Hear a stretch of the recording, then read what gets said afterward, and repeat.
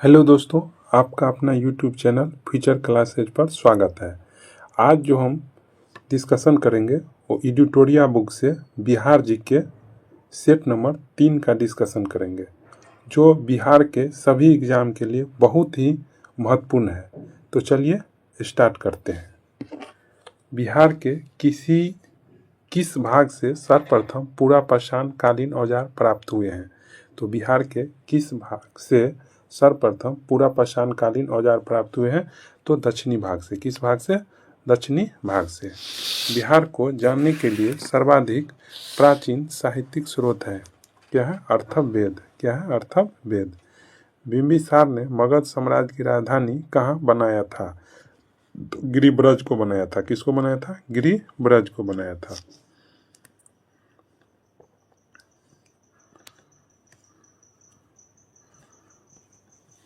मध्यकालीन नगर प्रशासन में कितनी समितियों का सहयोग प्राप्त था?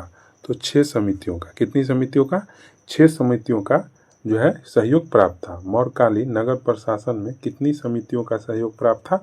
6 समितियों का। तृतीय बौद्ध संगीति का आयोजन कहाँ किया गया था? तो पाटलिपुत्र में किया गया था। कहाँ किया गया था? पाटलिपुत्र में। तृतीय बौद्ध संगीतियों का आयोजन कहाँ किया गया था? तो पाटलिपुत्र में किया गया था। प्रसिद्ध सूफी संत मखदूम सफुद्दीन यहाँ मनेरी की दरगाह कहाँ स्थित है? तो बिहार शरीफ में स्थित है। कहाँ स्थित है? बिहार शरीफ में।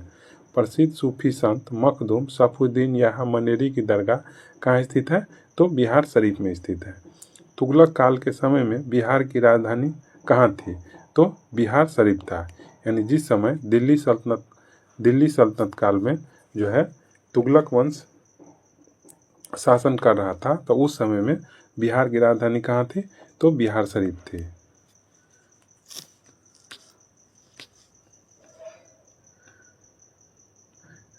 मिथिला के कर्नाट शासकों की राजधानी कहाँ थी? तो सिमरौगढ़ था। कहाँ था? सिमरौगढ़। मिथिला के कर्नाट वंश के शासकों की राजधानी कहाँ थी? सिमरौगढ़। इब्राहिम लोदी के शासनकाल में बिहार का वह सूबेदार जिसने सुल्तानों के विरुद्ध विद्रोह किया था, तो उसका नाम क्या था? दरिया खां लोहानी था। दरिया खां लोहानी। इब्राहिम लोदी के शासनकाल में बिहार का वह सूबेदार जिसने सुल्तानों के विरुद्ध विद्रोह किया था, तो दरिया खां लोहानी। खिलजी वंश के समय के कुछ सिक्के किस क्षेत्र से प्राप्त हुए? तो भोजपुर जिले से। कहाँ से? भोजपुर क्षेत्र से। खिलजी वंश के समय के कुछ सिक्के किस क्षेत्र से प्राप्त हुए? तो भोजपुर से।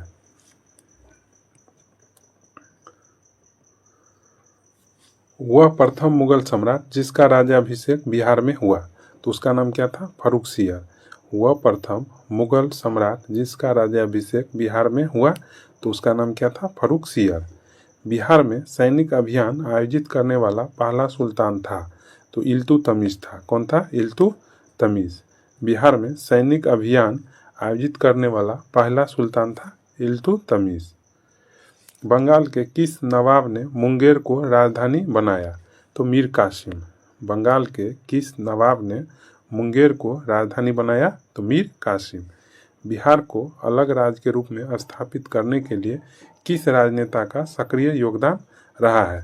तो सच्चिदानंद सिन्हा का। किसका योगदान रहा है? सच्चिदानंद सिन्हा का। बिहार में व्यक्तिगत सत्याग्रह के पहले सत्याग्रही कौन थे? तो श्री कृष्ण सिंह थे। कौन थे? श्री कृष्ण सिंह। बिहार में व्यक्तिगत सत्याग्रह के पहले सत्याग्रही कौन थे? श्री कृष्ण सिंह। पटना का चर्चित सचिवालय गोलीकांड कब हुआ था? 11 अगस्त 1942 को हुआ था। कब हुआ था? 11 अगस्त 1942 को। पटना का चर्चित गोलीकांड कब हुआ था? 11 अगस्त 1942 को। 11 अगस्त 1942 को। बिहार में 1857 के विद्रोह के नेतृत्वकर्ता कौन थे? तो कुंवर सिंह थे। कौन थे? कुंवर सिंह। बिहार में 1857 के विद्रोह के नेतृत्वकर्ता कौन थे? तो कुंवर सिंह थे। बिहार में हुए नोनिया विद्रोह। बिहार में हुए नोनिया विद्रोह के दौरान कौन सा जिला प्रभावित हुआ था? तो सारण जिला भी हुआ था, वैशाली भी हुआ था, पूर्णिया भी हुआ था, चंपारण नहीं हुआ था। बिहार में हुए नोनिया विद्रोह के दौरान कौन सा जिला प्रभावित हुआ था? तो सारण, वैशाली, पूर्णिया हुआ था। तो आंसर क्या हो जाएगा? सी। असहयोग आंदोलन के दौरान हुए नशाबंदी आंदोलन में बिहार का कौन सा क्षेत्र प्रभावित हुआ था? तो इसमें शाहबाद भी हुआ था, पटना भी हुआ था, गया भी हुआ था, तो यानी उपयुक्त में से एक से अधिक अंतर हो जाएगा। बिहार में किसान आंदोलन को प्रसारित करने में महत्वपूर्ण योगदान था। तो स्वामी सहजानंद का भी था, कयानंद शर्मा, यदुनंद शर्मा का भी था, राहुल संकृत्यान का भी था, तो यानी उपयुक्त में से एक से अधिक हो जाएगा। बिहार में कौमी सेवक दल की स्थापना कब हुई थी? तो ये 27 नवंबर 1921 को हुआ था। कब हुआ था? 27 नवंबर 1921 को। मध्यकालीन बिहार में अंतर्राष्ट्रीय व्यापार का मुख्य केंद्र था, तो क्या था? पटना और भागलपुर। मध्यकालीन बिहार में अंतर्राष्ट्रीय व्यापार का मुख्य केंद्र कौन सा जिला था? तो पटना और भागलपुर था। बिहार में पहुंचने वाला प्रथम यूरोपीय व्यापारी कौन थे? तो ये पुर्तगाली थे। कौन थे? पुर्तगाली। बिहार पहुंचने वाला प्रथम यूरोपीय व्यापारी कौन थे? पुर्तगाली।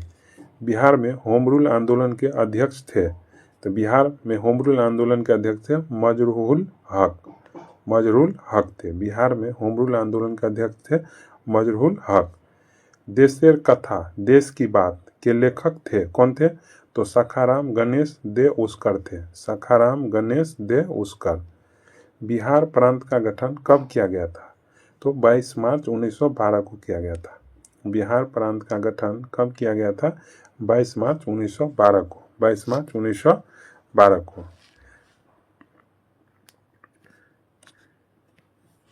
भारतीय संविधान के किस अनुच्छेद के अंतर्गत राज्यपाल द्वारा मुख्यमंत्री की नियुक्ति की जाती है? कौन अनुच्छेद? तो अनुच्छेद 164 के तहत। भारतीय संविधान के किस अनुच्छेद के अंतर्गत राज्यपाल द्वारा मुख्यमंत्री की नियुक्ति की जाती है? अनुच्छेद 164। राज्य का वास्तविक प्रधान निम्न में से कौन होता है? तो ये मुख्यमंत्री जी होते हैं। राज्य का वास्तविक प्रधान निम्न में से कौन होता है? मुख्यमंत्री होता है। पंचायती राज संस्थानों में महिलाओं को 50% आरक्षण देने वाला भारत का पहला राज्य कौन है? तो ये बिहार है। पंचायती राज संस्थानों में महिलाओं को 50% आरक्षण देने वाला भारत का पहला राज्य बिहार।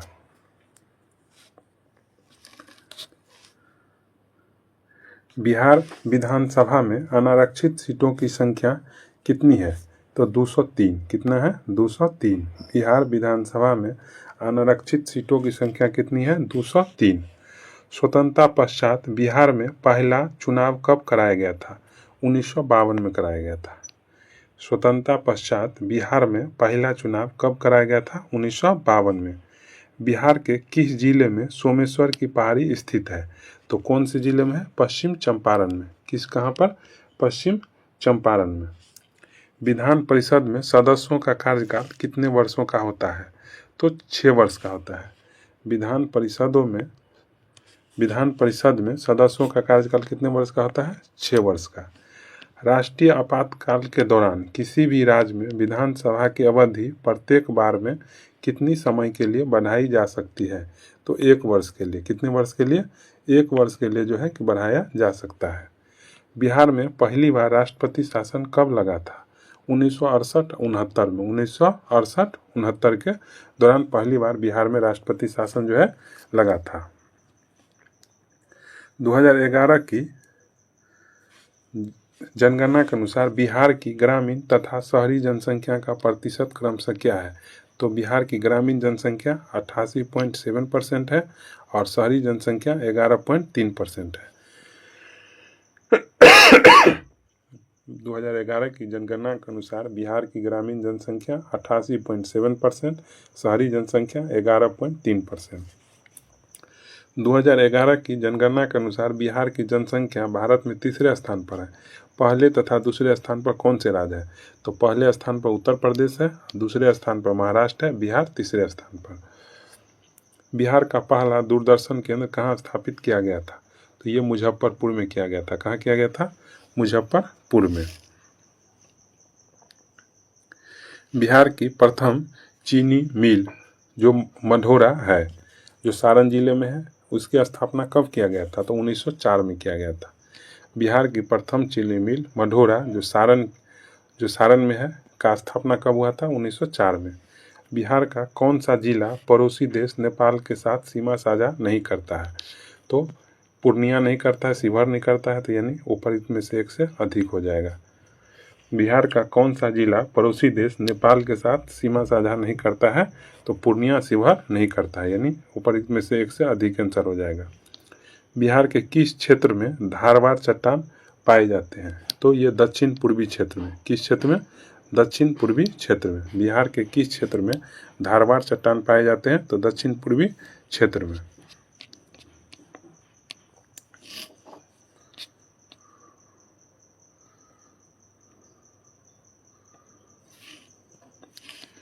गंगा के मैदानी क्षेत्रों की पुरानी कछारी मिट्टी निम्न में से किस नाम से जाना जाता है? तो बांगर नाम से। किस नाम से? बांगर नाम से। गंगा के मैदानी क्षेत्रों की पुरानी कछारी मिट्टी निम्न में से किस नाम से जाना जाता है? तो बांगर नाम से। समुद्र तल से बिहार की औसत ऊंचाई कितनी है? तो 53 मीटर है। कितनी? 53 मीटर। बिहार राज्य की भू आकृति निम्न में से समानता कितने प्रकार की है? तो आयताकार है। बिहार राज्य की भू आकृति निम्न में से समानता किस प्रकार की है? तो आयताकार है।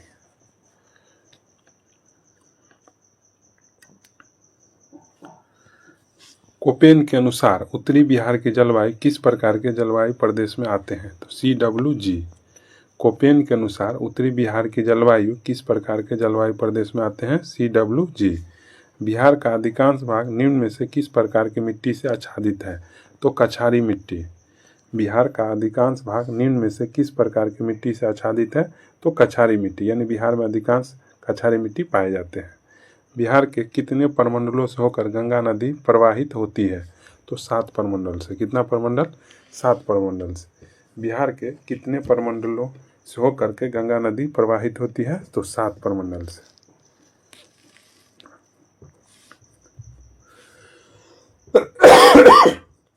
काकोलत जलप्रपात बिहार के किस जिले में स्थित है? तो ये नवादा जिले में।